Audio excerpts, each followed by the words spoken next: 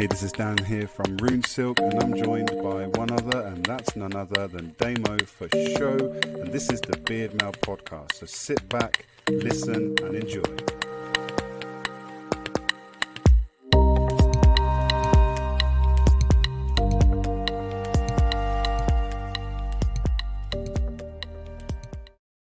Welcome to the Beardmail podcast with me, Damo for show, and him, Dan Jones. Space. Daniel Jones. The final frontier. Hang on, let's do that all again. We've got to do the hook. Do the hook. You do it, Dan. You do it. Go. Space. The final frontier. Dan's not stuck on a loop, and he's not poorly. Today's topic is all about space. Do it again, Dan. Do it again. What's X-Files? Right, that's X-Files. Anyway, they had some extraterrestrial stuff, didn't they? So, space. The reason I want to talk about space, I guess, I've always been interested in space ever since I was a little kid. Like the thoughts of just being able to go out and see what else is out there. The whole question of, are we alone? You know, how cool would it be to actually go into space, like literally freezing? And yeah, man. Like, what about yourself, David? Do you believe that there is more outside this little marble that is the Earth? I keep in my back pocket a little known fact that for years I believed is true, and it might not be true now. But I think what's brilliant about space is that I heard a rumor that it's actually only 20 miles upwards. And I can't believe how close space is to us, because 20 miles, I could be in Coventry. 20 miles, I could be in Northampton. But 20 miles up, I'll be in space. Like, that's close, man. Like 20 miles. If I could run upwards, I could be in space, like, in a couple of hours. That is absolutely mental. So I do like the idea that space is very close to us. Yeah, man. But also, space is really fucking far away as well. Because what's after space? There ain't nothing after. It's wow. It's big, isn't it? It's big. It's just ever expanding, never ceasing to just go further and further and further. And with telescopes and stuff like that nowadays, you know, you're seeing some amazing pictures of planets. There's a guy in one of the Beard groups, Dane Hankin. Big shout out. He's a telescopist, if that's what you Big call up the the Dane. I people did that not know Dane Hankin, Men with Beards. I did not know that he was a telescopist. Is that like an astrologer? I guess I don't know if a telescopist is actually a word, but it is now. But he's always chucking up wicked shots of, like, different planets and the moon and stuff like that. So I think it's incredible that the technology that we've got, that we can see, you know, so far now into space. I think, and with Richard Branson now, they're about to. Well, I don't know if it's not quite there yet, is it? But they're doing the public trips out with the Virgin Galactica. I don't know if I'd want to be on the test flight for that, I'm not going to lie. Or one of those sort of one-way trips to Mars, because I'd be like, oh, I kind of want to come back and talk about it. But when I was younger, I always had this thing. I was like, if I was, say, given 6 months to live, just ping me out into space and just go. I'd love to go through a black hole and just see what happens. Even if I couldn't tell anyone, I just want to know for myself what happens when you go through a black hole. Do you just What do you imagine happens? I probably just squish and be dead. What an anticlimax. Probably just implode or something. I'm like, oh, that was crap. But I wouldn't even be able to say that, because I'd be dead. But I think, you know, just given enough, you know, if you were at that verge of where you know you're going to die, just give me like a week's worth of oxygen supply and just ping me off just to float. And then it'd be really rubbish if the doctor was lying and he mixed up your notes and you've actually got loads of years to live, and you're like, oh, that was an anticlimax as well. But just to see, like, you know, just to see what it's like. I'd love to feel that weightlessness, and, you know, just to see space. I think it'd be an amazing thing. You know, I find it very difficult to believe when people say, oh, you know, there's nothing out there. We're the only life in all of that stuff that we don't even know. You know, are you a fan of anything like the Star Wars, Star Trek, Intergalactica, anything like that? Do you like that sort of stuff? What's TV shows and films got to do with this deep, meaningful conversation we're having about space, Dan? Because because I always, if you look at every kind of films, you know, we always tend to, although we call it science fiction, it soon becomes reality. So I think that a lot of these visions and dreams that people have of space and the ability to be able to travel into space, it won't be that long until we actually can. Well, I say it won't be that long. I'll probably be dead way before this. Like the Jetsons, and we're sort of zooming from planet to planet and traveling at light speed. But I just it's interesting to see that, you know, that we do gravitate towards what we believe is theory or fantasy. We do create. So I'd like to think that before I die, all the stuff we've ever watched in films is going to happen. It's going to come true. All the apocalyptic end of the world stuff, all the Star Wars stuff, all the movie, it's all coming. Because if you look at, I don't know if it was Star Trek. I think it was Star Trek. You know, like they just do the like tapping their chest and the door opens, or like it's just like that. Like years ago, it was like, oh my god, wow, the doors open when he does that. And it's like, now it's just Bluetooth technology, and everybody's got that in their thing, and everyone can do that. And it won't be long before we're doing Beam Me Up, Scotty, and we might be holograph. Well, we're going to be doing that in the metaverse soon anyway, holographing people from one place to another and that sort of stuff. So it's all potentially coming. I think what's interesting for me about space is time, because although people might say, oh, there's nothing out there, or there is something out there, it's so big and it's so massive, and time is unlimited. It's limited for us as a human race, but for anybody else outside of it, it's not. So it might be a case of in a billion years, you know, some other planets move nearby Earth. Earth might get wiped out, but then other planets nearby, and there might be something that, you know, starts to get anything could happen, but the time scales could be billions of years. And to us, billions of years is a long time, but to somebody else, a billion years might be a fragment of a tiny little bit of time. Because I know that, you know, we're doing all the science and that to search and research and do all this stuff, like to get to Mars and that, and we nailed the moon and stuff.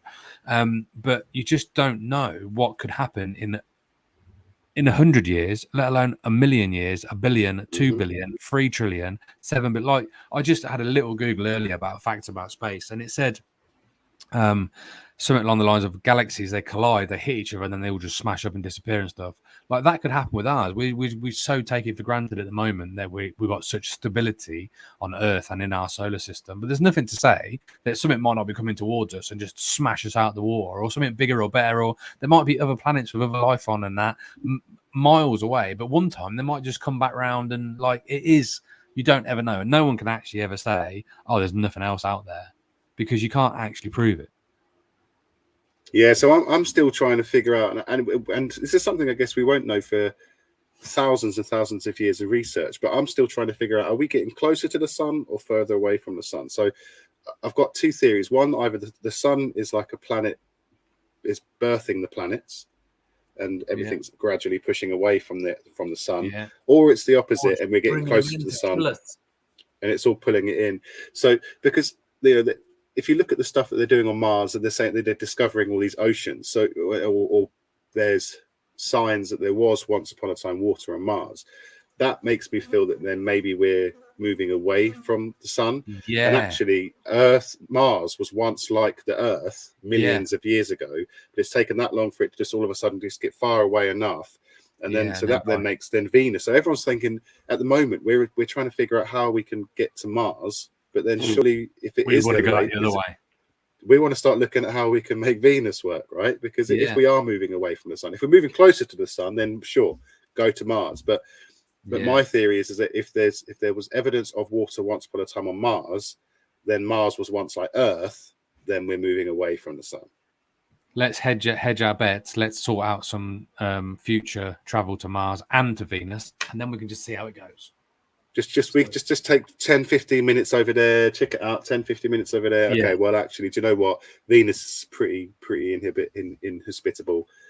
We can't do that right now. But we won't know, right? Because, you know, how many thousands of years would it take us to work that out? Because we are such a small fragment of time, you know, there isn't enough time for us to be able to figure that out. And by the time we figured it out, it's probably too late anyway. So because, you know, we've blown ourselves up or some shit.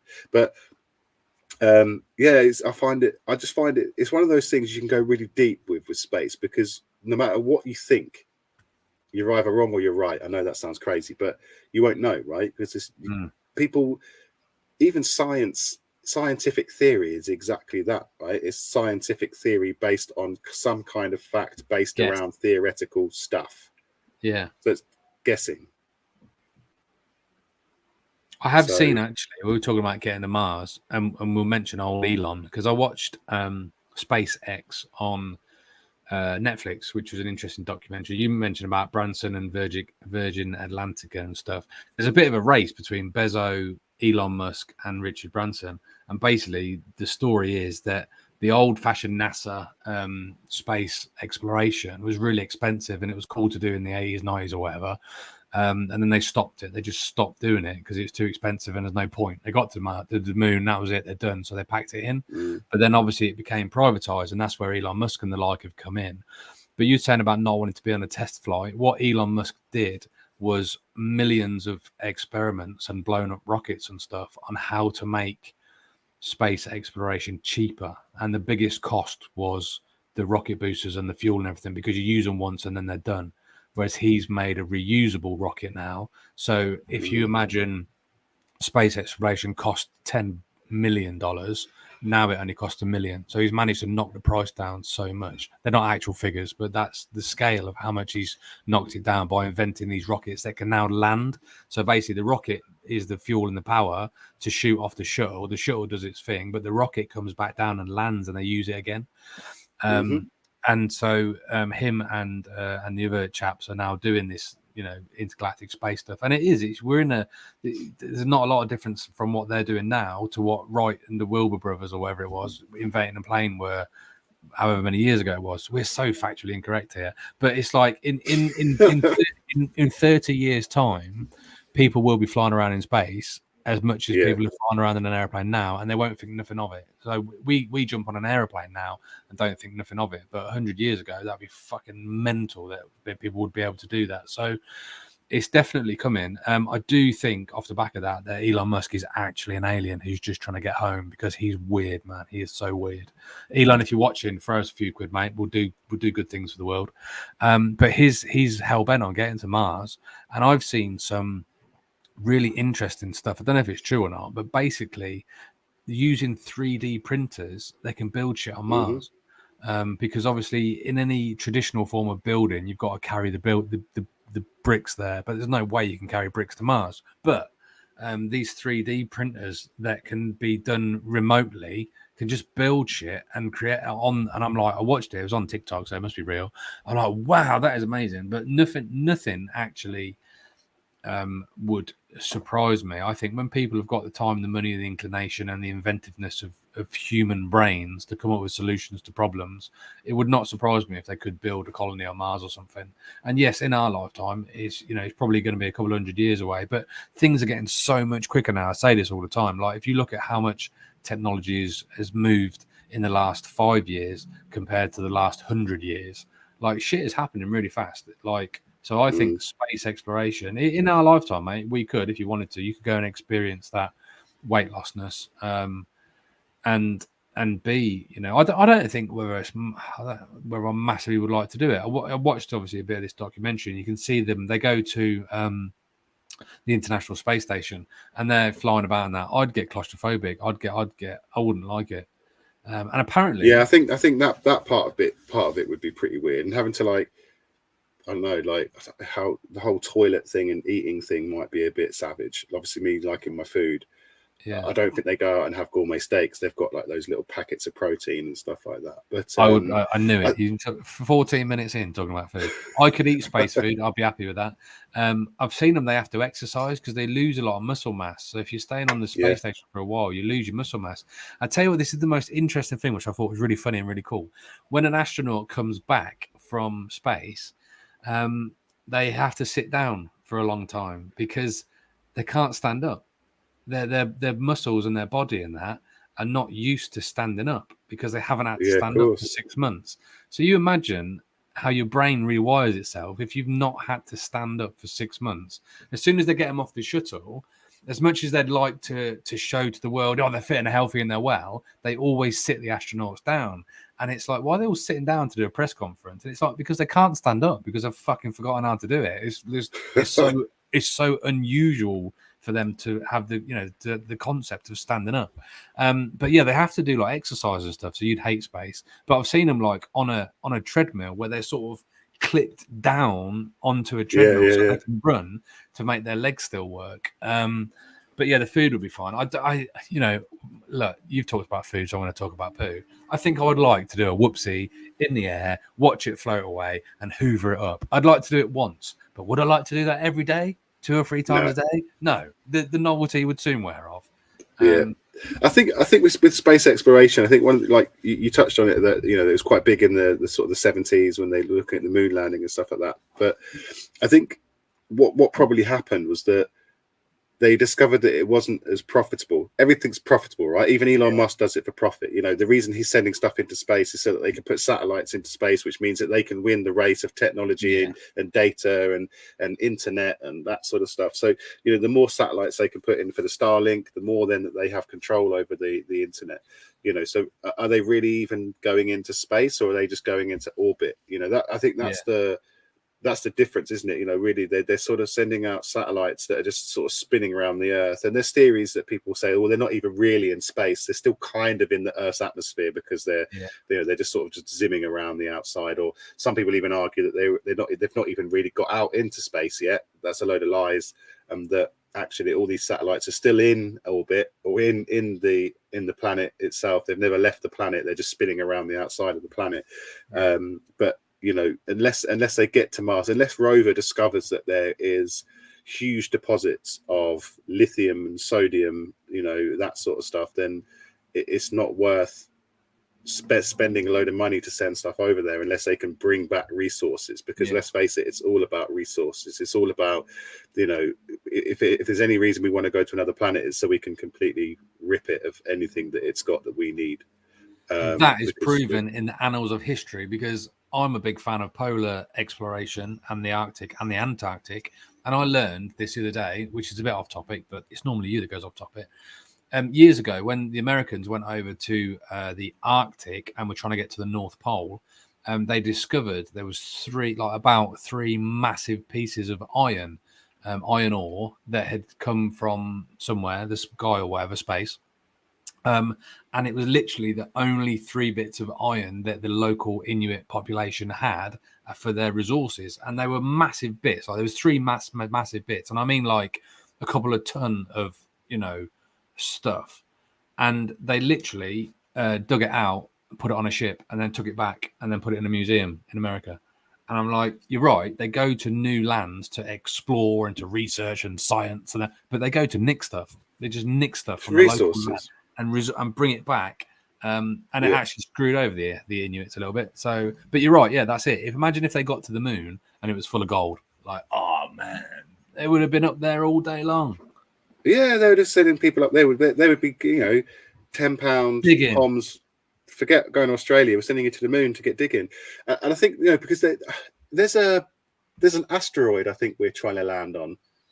I don't have all the facts, but I remember reading something about it, that they are trying to calculate the feasibility of landing on this asteroid because it's got a very precious metal on it. I don't know what metal it is, probably something like palladium or something like that. But they're trying to work out the cost effectiveness of actually landing on this asteroid so they can mine it. Or blow it up and let it fall back on Earth and destroy a few shitty towns, and then we'll just harvest that's it, right? And that's it. If that, if we get so advanced technologically wise, then we'll be able to literally steer it to wherever wherever you want to put it, somewhere where there's not massive population. I don't know, stick it in the rainforest or somewhere. Don't worry, there's not many humans there. We'll just wipe out some trees and the rest of the animals. All the trees are gone from the rainforest, mate. Let's land it there. Exactly. Wouldn't it be good if they could find an asteroid full of trees? Just crash it into the rainforest. Bro. It's mental with the ideas that people do. But technically, this is where science is amazing, I think. You talked about things being in the orbit. If there was an asteroid in the orbit, there is no reason why they wouldn't be able to hook up a couple of jet propulsion rockets to it somehow and move it depending on how big it was. Mm. But things are light in space, aren't they? So a massive Only meteor, need a slight you adjustment. only need a little literally. bit and Yeah. swing it around. But also, you got to be careful. Our orbit is full of shit. I don't mean poo. I mean actual. It's so full of debris from space exploration and old satellites and rockets and bits of stuff. It's a mess up there. It's actually a big thing. Space pollution. Have you heard of it, Dan? Yeah. I haven't, but that sounds about right, I guess. Oh, it's a real life thing. Loads of old satellites that are knackered and not being used anymore. They just put a new one up. Nothing ever in space is ever collected, brought back, and recycled, or put in landfill. It's just left there. So you think for 50 years of throwing stuff up there, all the rockets, there's so much broken shit that's just in our orbit that it's actually it's getting quite messy up there. It's actually a big thing. I saw it once somewhere. I'm an educated chap. But then, like always, we don't have the actual facts. It's just stuff we talk about. but then that then leads to the question, doesn't it? Like, if we keep sending stuff off the planet, right? Are we then not amending or adjusting our mass of a planet? So therefore, We can move. we'll then actually, we'll actually adjust the mass of our own planet, which means the spin will change. I'm assuming, right? The other thing, I know not necessarily space, but Earth-wise, this was something I was thinking about a little while ago. Was what if the oil that we keep mining or rigging, whatever get drilling for mining? It is mining, isn't it? What if that's our planet's fuel system? What if actually that's what our core is running off? Our core is actually running off of those oil reserves. Yeah. And all of a sudden we drain the oil and eventually our core goes out because we've got no more fuel. Yeah. I love that Whoa. idea, Dan. Let's make a film out of that. But it could be, right? I think this absolutely could be the fuel system that keeps the Earth's core hot, right? Because they say that the Earth's core is as hot as the sun is. But do you think that's the sun heating up the oil? I don't know. That's the crazy thing, right? We've got this little molten core at the center of the Earth, same temperature as the sun. How is it so hot? I know they say, it's friction, planet spinning around so fast. Ooh, watch out! Doesn't spin around that fast, does it? It does actually. It's like thousands of millions of miles an hour we're spinning and moving and traveling. What people don't notice because we're on it. 24th. Is it 1,000 kilometers an hour? I don't know. It's quite a lot though. Undoubtedly, we are mucking up the Earth a little bit, but then I think maybe it was meant to be. Imagine if you were miles away, an alien looking down upon Earth, and you're like years ago, it looks quite a nice, tidy, clean planet. Now there's loads of debris and mess and shit all hanging around in its orbit. Loads of the trees have been knackered. It started to get warmer, and the seas are a bit more volatile, and it's not been looked after by the things that are growing on it. We are a bit of a taint on it. So in that respect, if you're an alien looking down, you're probably like, do you know what? I'll give them another. In alien times, it's probably about 10 minutes, but in our lifetime, it's probably 400 years. But the aliens would be like, yeah, give them another 10 minutes before we bother visiting. They'll be all wiped out soon. Wait until them diseased people have gone off it by themselves, and then we'll. I don't imagine if you saw like a plane that was flying towards Mars, you're like, fucking idiots are going to try and land on Mars. They don't even know that actually Mars used to be like them. They should be going the other way to Venus. What a bunch of twats. Yeah, exactly that. Well, I think that's the. I don't know if we've mentioned this on a podcast before, but I remember saying I was talking to my mum about it. About if aliens did visit the Earth, they'd look at us and go, "Oh, better not fuck with them. They've got all these like satellites with like rockets and stuff all on them." And then the other alien says to the other one, "Well, hang on a minute. No, they're pointing them at each other rather than outwards. They're pointing the missiles in." Stupid humans. Hey, what does a proper alien look like, Dan? What do you reckon?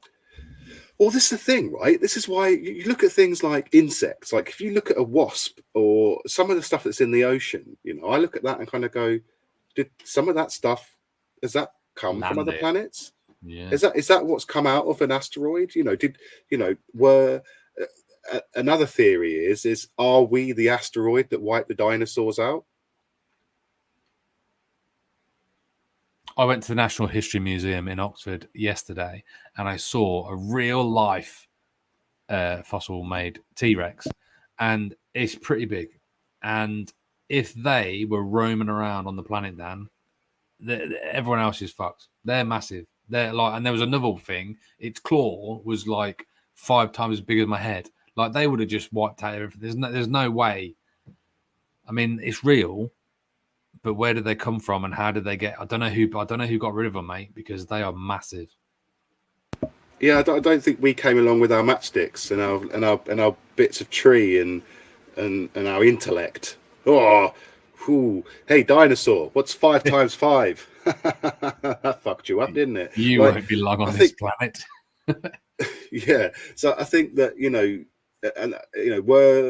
was Adam and Eve just space explorers who crash landed on Earth and wiped out the dinosaurs, and then all of a sudden they procreated, and we actually the aliens, on planet Earth. I think there's so many different theories out there, and none of them will ever be proven or disproven because we can't. People go, we can look at geology and we could tell you how long ago stuff happened based on science, and it's just like this was meant actually at the National History Museum. It showed a log that was a fossilized bit of tree, and it said it was 200 million years old. And I'm like, that's A, how do you even know that? And B, that is such a massive long time that it made me think, well, what's going to happen in 200 million years time in the future? It's like people talk about like Egypt and the pyramids, and there's no way humans could have done that and all that. It's absolutely possible that millions of years ago that humans were here and they did build stuff, and then they all died out, and then there was a massive ice age or stone age or whatever, an apocalyptic thing, and then we just all started all over again. I think we're going to happen. I think we're going to start all over again at some point. We'll probably nuke each other to death.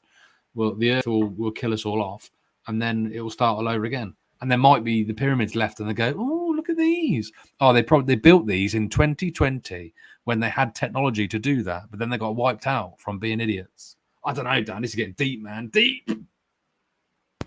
Well, that's the thing, isn't it? I think it's the old that you look at the pyramids and you look at stuff like I think it's I forget what it's called. It's one of the basilicas, and it's like apparently in the 16th century, the people who would shit in holes and had real basic tools like literally iron shovels and a chisel were able to create things that have absolute perfect geometrical shapes.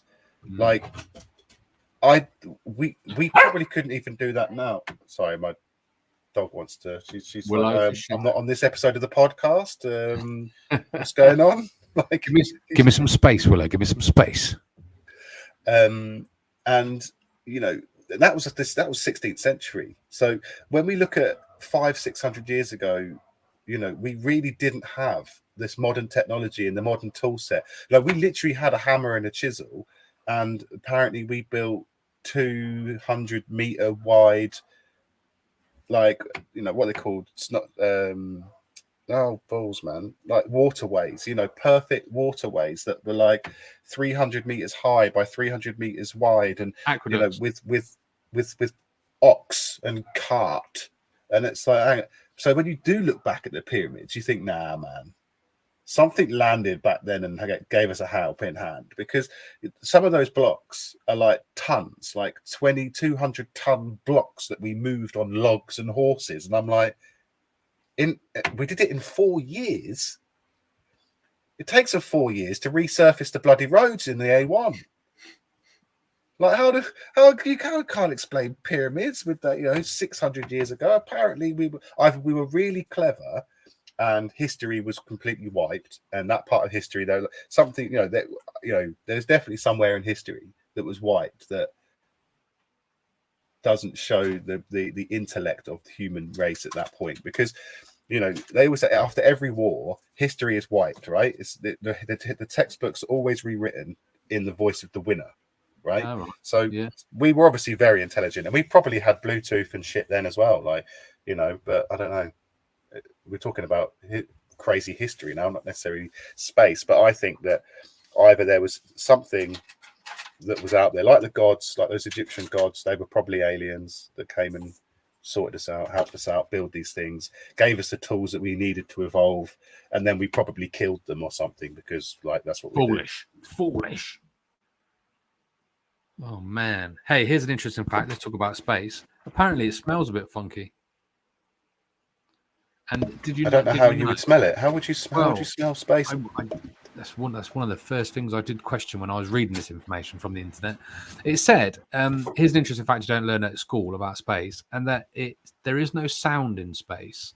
However, it has a smell that is akin to seared steak or musky something or other. And I was like, but you're never going to have your nose out to breathe it in. But I think they must have captured a bit of it, brought it back, scientifically tested it, see what was in it, or smelt it, or something. That's what they must have done. But yeah, apparently it smells a bit funny. But I don't know how they did it. I don't care, because we're not about facts, Dan. We're about interesting stories.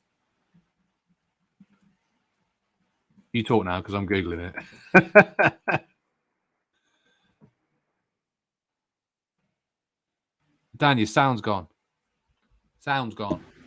Am I back on? Sorry, I must have pressed mute. Oh, look at that schoolboy. Am I back on? Am I back on now? You're back on. I just said about space smelling, and then I was going to Google it. Oh, I imagine it being quite gassy, like a sulfury almost smell. But I might find have that that word. I think it's being almost quite funny to think, right, Dave, go get the box. What's the box for? We need to go and capture some smell. Just put it out and just get the box and seal it off, and then getting it back to Earth, and someone in a white lab coat going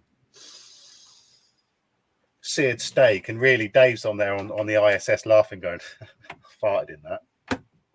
Oh, here we go. So we can't if I can say it, we can't smell space directly because our noses don't work in a vacuum. But astronauts aboard the ISS have reported they noticed a metallic aroma like the smell of wielding fumes on the surface of their spacesuits once the airlock is pressurized. Well, that's because you're on a metal spaceship, probably welding stuff on the outside of the spaceship. What? That's fucking ridiculous.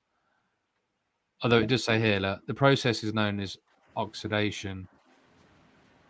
So the smell can cling to a spacesuit's fabric, tools, and potentially to airlock walls. I think they don't know. I think they actually don't know. I think that's the welding smell. That's them. They've gone out to fix a little something on the side of the spaceship, and the metal and the burning metal. Yeah, that's all it is. Yeah. This is what I mean. And this is the problem with facts, right? It's a load of bullshit that's backed up by scientists. It's just someone. It's like the old AA approved hotels. Was it a guy from the AA rocks up and goes, "Yeah, that's a bit of all right, actually. That place, I'll probably give that the thumbs up."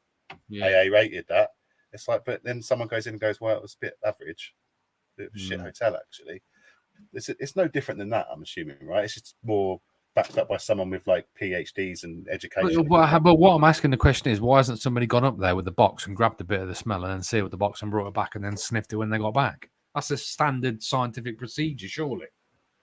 Well, that's what I would have thought. That's why I kind of thought, that's when I said. I heard that's why they closed NASA down, mate. I'm going to give Elon Musk a ring right now. So, Elon, I've got a brilliant scientific experiment I want to do. Solves that question that everyone's been asking. What does space smell like? Can you say that, Dan? Can you say what does space smell like 5 times? What does space smell like? What does space smell like? What does space smell like? What does space smell like? What does space what does space smell like? What does space smell like? Space. Just me then. Just me getting mixed up with space and smell and spelled space. Space smell. I think, but like I say, that's the thing, isn't it? That humans are so stupid and naive that we believe what we're told, right? So when a scientist tells you that space smells like, you're going to believe them, right? Because I'm not going to, because all they're going to say is disprove it. Oh, no. Well, give me the box and I will go up there and I'll sort it out. Give me the box. Easy. Give me Elon's number. Easy. We'll sort this out one way or another. But and I guess, I want to go find out what it smells like now. I want to know. Does it even have a smell? Is it because it's a vacuum, right? Does it just smell of nothing? Does it smell of rocks? Because there's loads of rocks flying about everywhere. Does it smell of alien space fuel fumes? Like, I've got a test, Dan. Before we can get permission from Elon to go up into space. We're going to do this test on real life Earth. What I want you to do, right, is put a peg on your nose, and I want you to go out somewhere where there's a very distinct smell. I don't know, it might be a cow field. I want you to go really near to a cow pat with a glass, and then grab some of the waft in the glass, put a lid on it like that, right, or a box or a glass, and then I want you to bring it back home. That's it, and then bring it back home, and then take the lid off and smell it. And let me know if it smells of cow pat. And then if that works, that's phase 1. Then we'll work on phase 2, which is basically recreating that in space when I get on the phone to Elon. I've just also discovered from science, just doing a science experiment, that if you want to know what space smells like, this is actually the easy way of doing it, is put the peg on the nose, or we could do it with me now, Damo, just by pinching your nose as hard as you can and breathe in through your nose. Breathe in.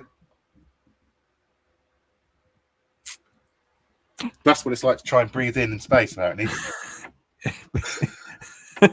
What?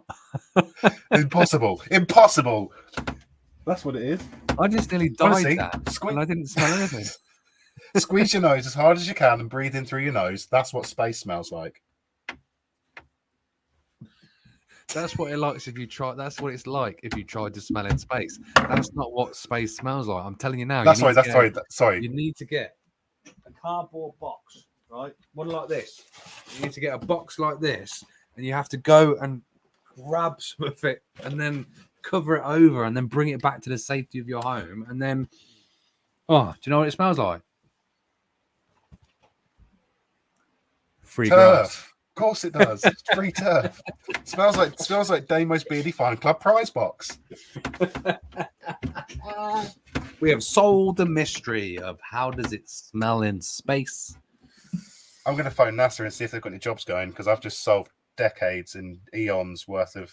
Can you imagine if you went up there? Can you imagine they send us up there, right, to do this exclusive experiment, and we get up there and we manage to somehow create an area where it's possible to smell space, and just as we're about to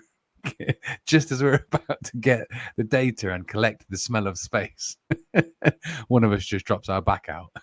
just ruins the whole thing. What does space smell like? Damien's arse. But I guess the way you could answer that, right? Surely, if you open an airlock in space, in your spaceship, right? If you open up an airlock and close it again and walked in and went, right?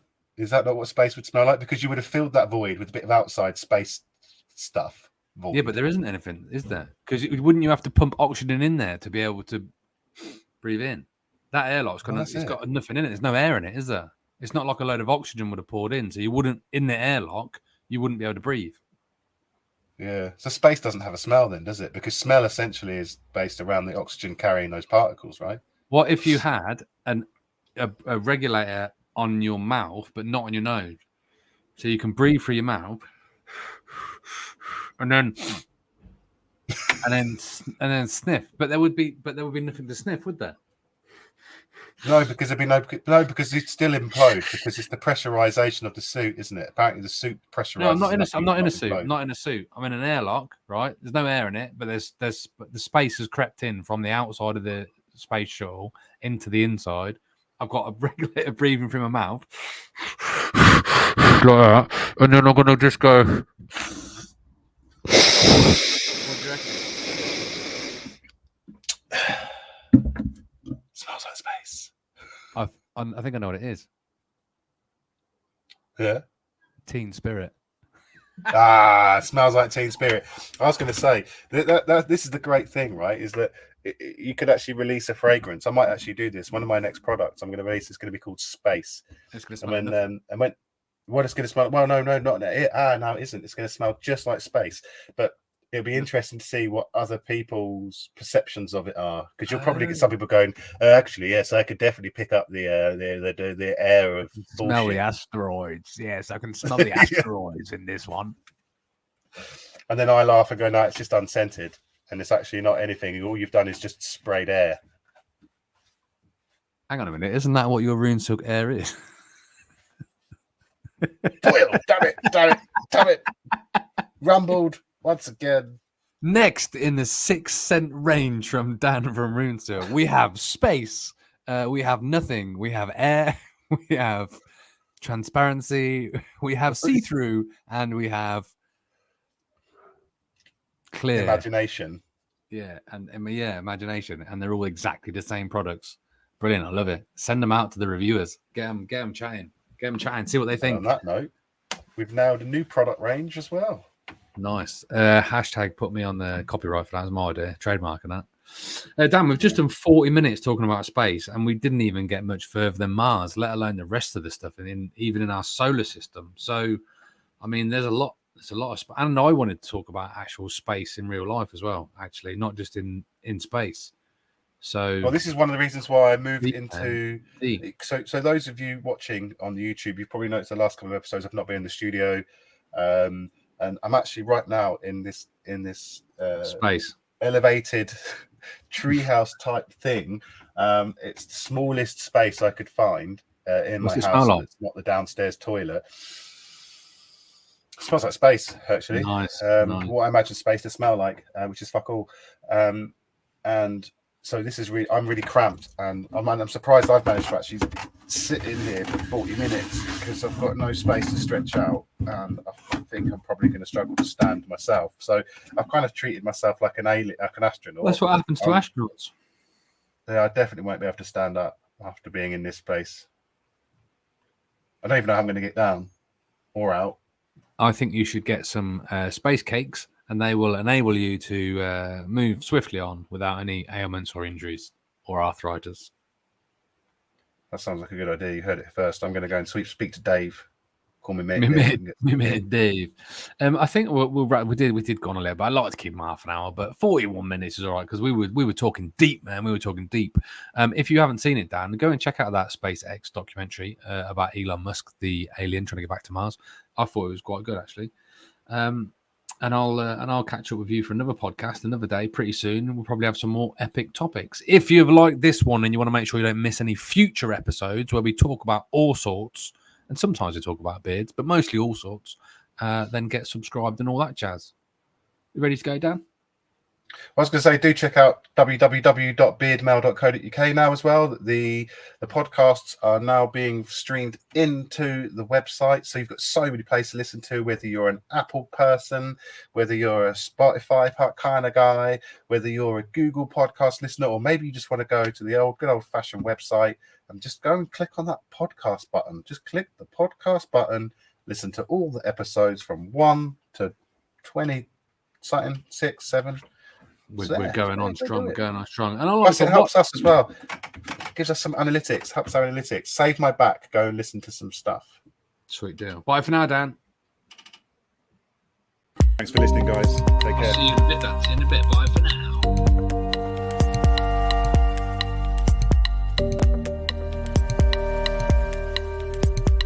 now.